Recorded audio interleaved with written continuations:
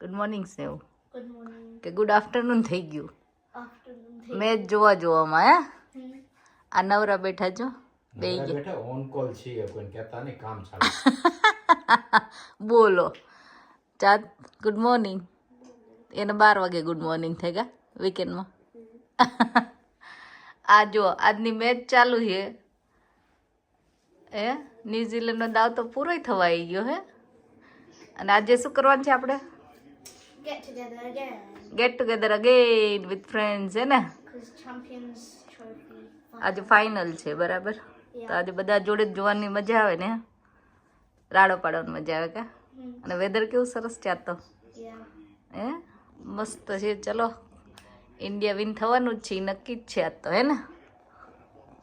તો આજે છે મેચ ડે અને ફ્રેન્ડ્સ સાથે ગેટ ટુગેધર. તો આજે બનવાની હતી દાબેલી. હું દાબેલી બનાવવાની હતી, મારી ફ્રેન્ડ છે તે જલી વડાપાવ બનાવવાની હતી. તો એના માટે મેં મસાલા સિંગ હું નોર્મલી રેડીમેડ વાપરતી હોઉં છું, પણ આજે નથી એટલે મેં ઘરે બનાવી છે.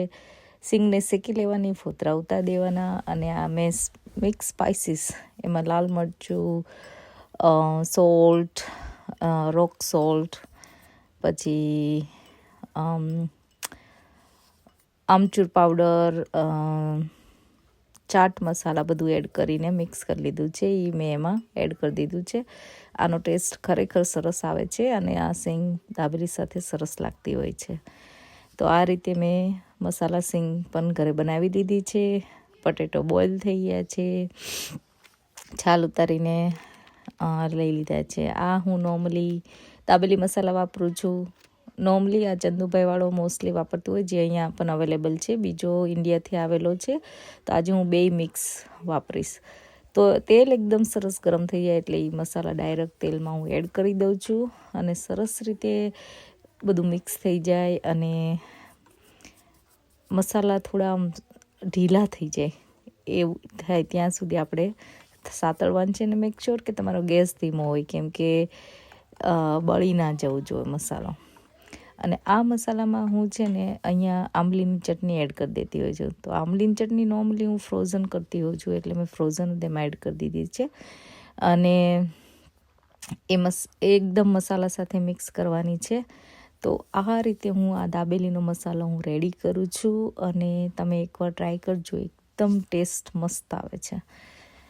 બીજા કોઈ સ્પાઇસીસ કે કાંઈ એડ કરવાની જરૂર પડતી નથી. આ દાબેલીનો મસાલો એટલો સરસ આવે છે, એમાં સ્પાઇસ ને બધું ઇનફ હોય છે.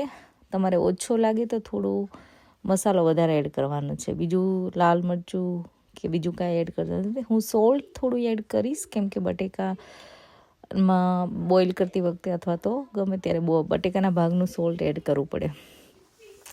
તો એ મસાલો એકદમ સરસ રેડી થઈ ગયો છે. હવે બટેકા બોઇલ કરેલા છે એમાં આપણે એડ કરી દઈશું એ મિક્સર, અને પછી બધું સરસ રીતે મિક્સ કરવાનું છે પોટેટો સાથે. એટલે આપણો દાબેલીનો મસાલો મસ્ત રેડી થઈ જાય છે. તો આ મેં ગાર્લિક ચટણી બનાવી લીધી છે, સિંગ તૈયાર છે, ગ્રીન ચટણી, બન લઈ લીધા છે, બનમાં બે બાજુ લગાવી દીધી છે.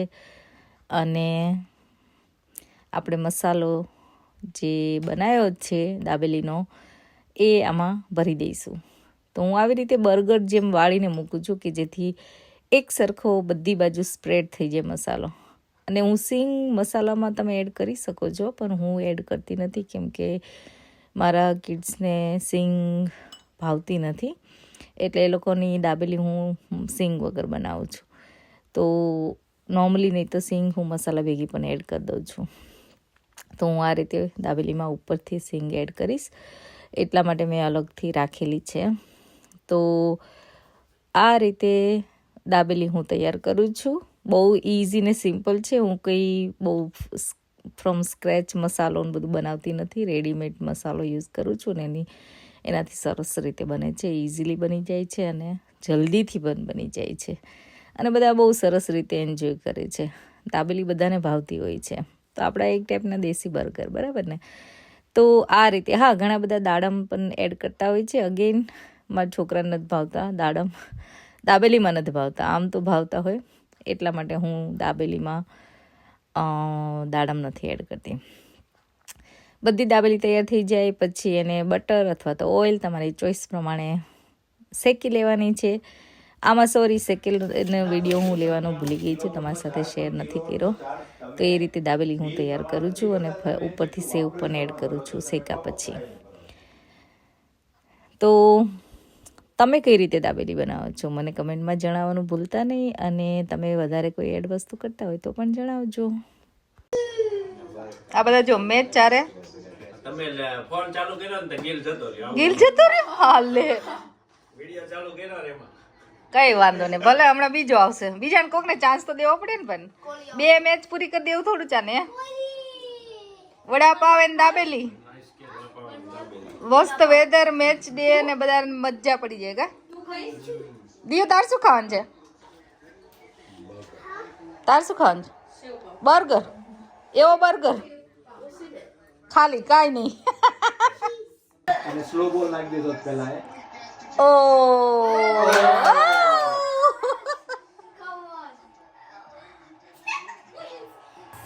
Just two pressure of. દિયો તારો ફ્લેગ ક્યાં? યે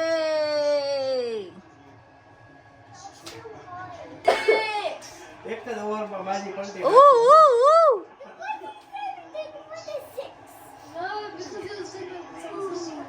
દિયો ડાન્સ કરવો પડે હો 6 મારે એટલે.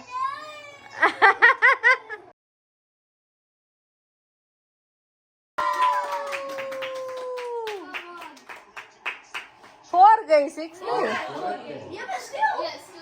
Still better, yeah, of course.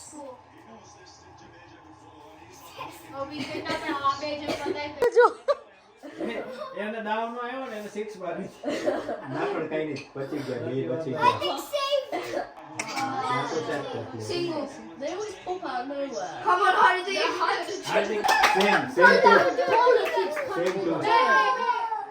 Same two. Let's go. પહોંચી ગયા. ચલો હવે 4 રન જ બાકી રહ્યા છે. 4 મારશે કે 6? 4. Jadeja. ચલો કોણ 4 મારે 6 મારે? જાડેજા. હાલો કમન જાડેજા. Single. લે White ball. Give on those free ones. Oh yeah. No. No white. આ બધા એક્સાઇટમેન્ટમાં બેઠા છે. 9 બોલમાં 4 રન છે ઇન્ડિયા વાળાને. કોહલી નીચે જોઈ જાય છે.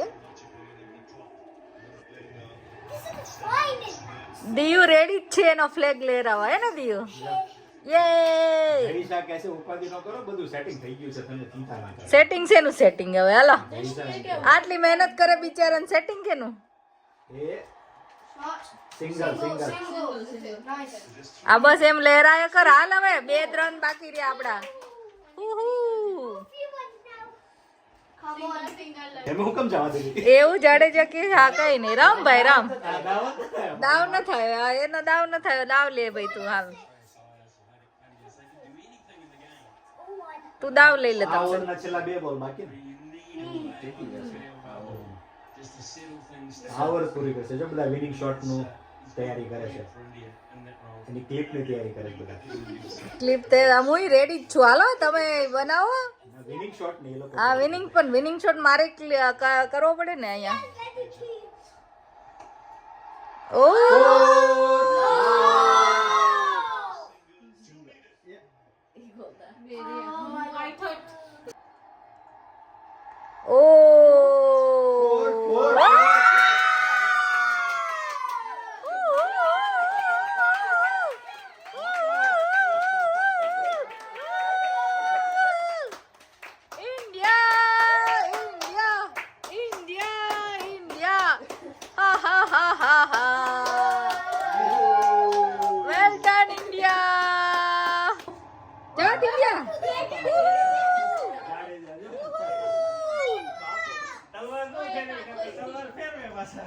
ઓય તારો ફ્લેગ બતાય. ઇન્ડિયા જીતી ગયું. કરું જો. એ તો વિનિંગ થવાનું તો ફાઇનલ હતું એટલે હા ટ્રોફી લઈ આવ્યા ઘરે પાછી. યસ ચેમ્પિયન્સ ટ્રોફી આવી. રામ છે છેક સુધી They took the stumps. આ સ્ટમ્પ લઈ જશે આ બધા it's like a trophy for them won the T20 World Cup, have now won the Champions Trophy, 23 wins. Australia New Zealand tonight in India as well. ઉહુ. So India winners of the Champions Trophy 2025.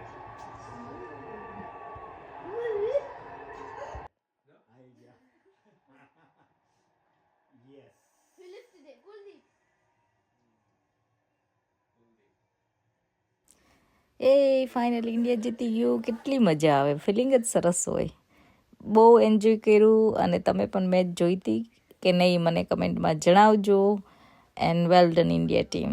તો આ સાથે આ blog પૂરો થાય છે આજનો. Thank you so much for watching વિદેશમાં વતન. અને જોતા રહેજો પાછા આવા નવા સરસ વિડીયો.